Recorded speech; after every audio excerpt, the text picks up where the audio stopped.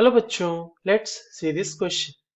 The wavelength of the electron emitted when in a hydrogen atom, electron falls from infinity to stationary state would be Rydberg constant की value हमारे पास दी हुई है और options में दिए हुए हमारे पास 91 नैनोमीटर 192 नैनोमीटर ऑप्शन थर्ड कह रहा है 406 नैनोमीटर एंड ऑप्शन डी से 9.1 into 10 to the power minus 8 nanometre यानी आंसर तो हमें नैनोमीटर में ही लाना है।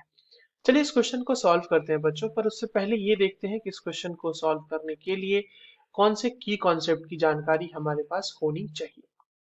देखो ये जो सवाल है ना हमारे पास बच्चों, वो हाइड्रोजन स्पेक्ट्रम का सवाल है और हाइड्रोजन स्पेक्ट्रम में हमें ये पता होना चाहिए कि वेवलेंथ कैलकुलेट करते कैसे।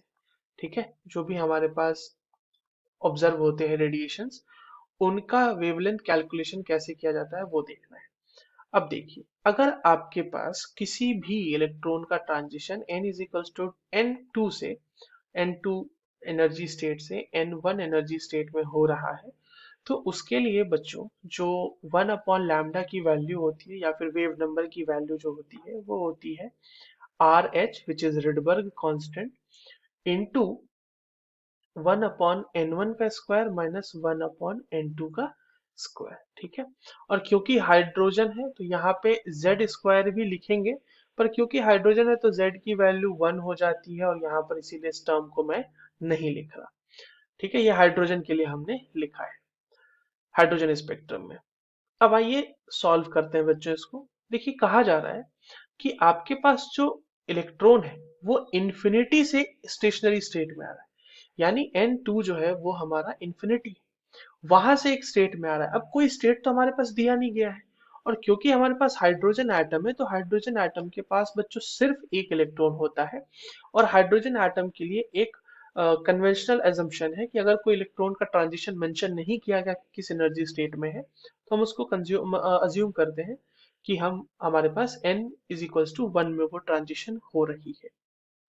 अगर ऐसा है तो ये हो जाएगा 1 upon lambda is equals to R H की वैल्यू रख देते हैं यहाँ पे, तो ये हो जाएगा 1 upon 097 into 10 to the power 7 into ये हो जाएगा आपके पास 1 का स्क्वायर माइनस 1 अपॉन इन्फिनिटी का स्क्वायर।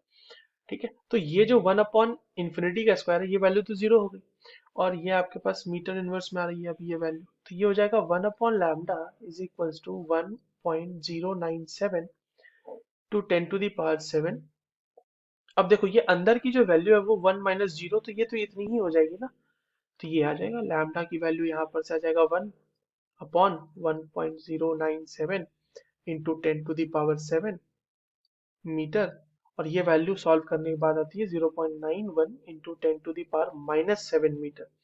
इसको आप लिख सकते हैं 91 into 10 to the power minus 9 metre, और ये हो जाएगा आपके पास 91 10 to the power minus 9 metre को हम लिख देंगे nanometre. So the correct answer for this question will be option number 1. I hope you understood this well. All the very best.